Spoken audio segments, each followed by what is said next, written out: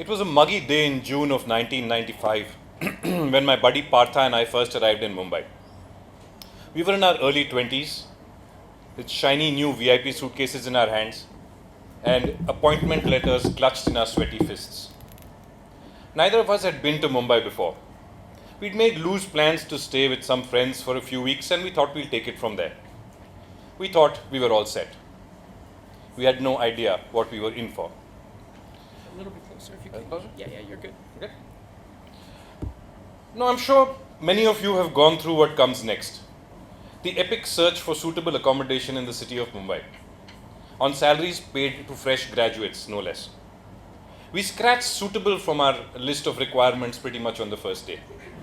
Anything that had a roof was going to be fine, unless it had 24 hours water supply, in which case the roof was also optional. We also quickly realized that an actual flat was out of the question. We're going to have to look for paying guest rooms in the less glamorous parts of the city if you're going to have anything left over to feed ourselves. We kept looking, meeting with an increasingly unsavory list of brokers, most of whom were sporting impressive chest hair but had never seen the mast holis that they were taking us to see.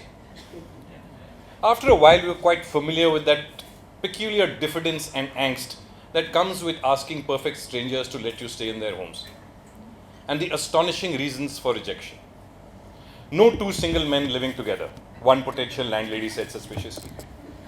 So Partha and I made it a point to sit as far away from each other as possible in future meetings. Do you smoke and drink? Asked one possibly pious man. We shook our heads vehemently as we leaned back to make sure that he couldn't smell the beers from last night. We thought we would be men of the world, earning real money, wining and dining the ladies in our bachelor pad. As it turned out, we had to split our efforts.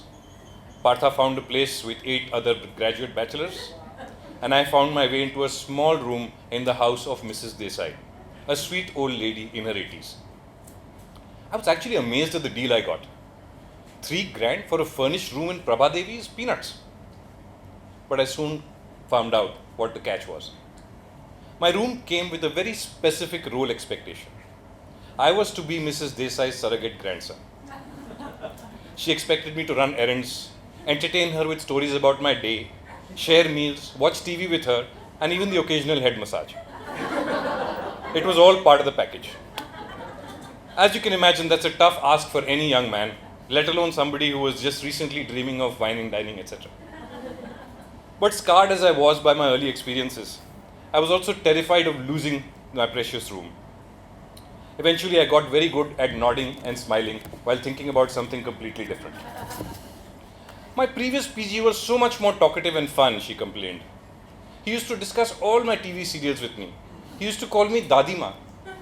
Man, I could have killed that guy. She asked me once about my work. I struggled to explain what a young corporate lawyer does for a living. Talk of mergers and acquisitions were met with blank stares of incomprehension.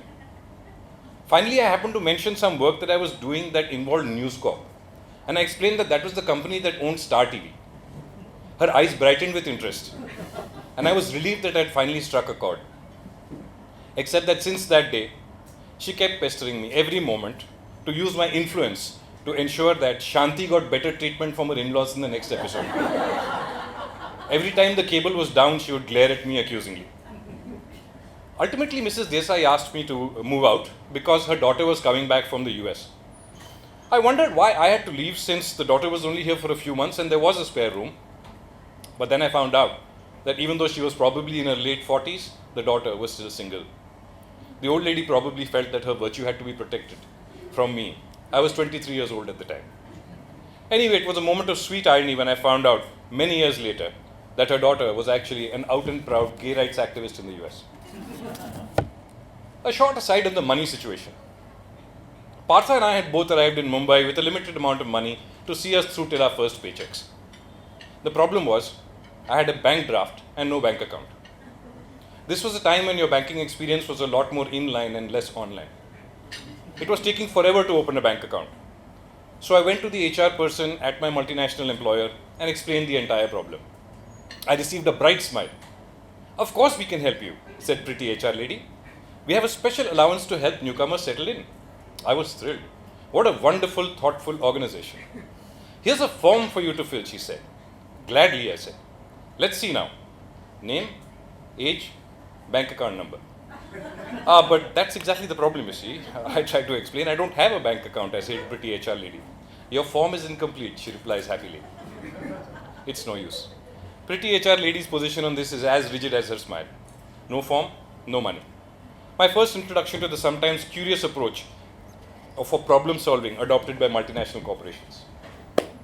Eventually, Partha and I scraped together a bit of money and felt ready to move into a proper apartment.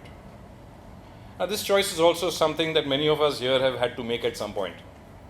Whether to compromise on space and be closer to work in South Mumbai, or to move to a decent place in the suburbs.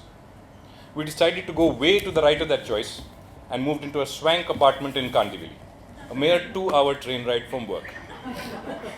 But, we reasoned, for a few extra hours of discomfort during the week, we would get unlimited access to a pool, a gym, and a squash court during the weekends.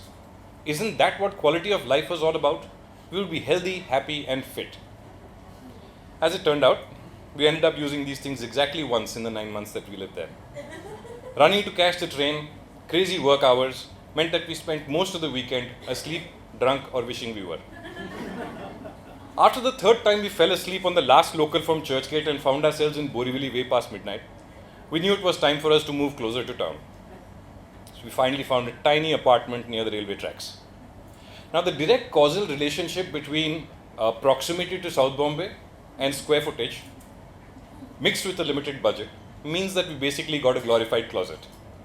A so-called 1 BHK, where the B and the H and the H and the K were all the same one. We were fidgeting about in our little cubby hole, wondering whether a sofa could possibly fit here and whether the TV should be on the ceiling, when the doorbell rang. An extraordinary figure filled the narrow doorway. On the spot, we named her Obelix. Not just because she was well covered, although she certainly was that. Not even just for her pigtails and fondness for vertical stripes, although those too were very much in evidence. But on top of all that, her glorious bleached blonde moustache. Obelix invited herself into our tiny home and decided she was our cook and housekeeper. She also decided how much we had to pay her and how many cups of tea she was allowed to consume in a day. It wasn't so much that we hired her, but there was just such an inevitability to it all that it didn't strike either of us to try and stop her. It'd be an interesting strategy for a job interview, don't you think? Walk in there and just start doing whatever job it is and see if they ever get around to kicking you out. She was a barely passable cook and housekeeper, but did a better job than either of us at any rate, so that was good enough. Until one day, we were cornered by the building watchman, who whispered to us in that way you do when you have something scandalous to say. He wanted to know if we knew, if we were even aware of what was going on behind our backs. No, we confessed, we did not. Obelix was bringing her boyfriend to our place when we were at work. Our first reaction was, what? Obelix has a boyfriend? Our Obelix?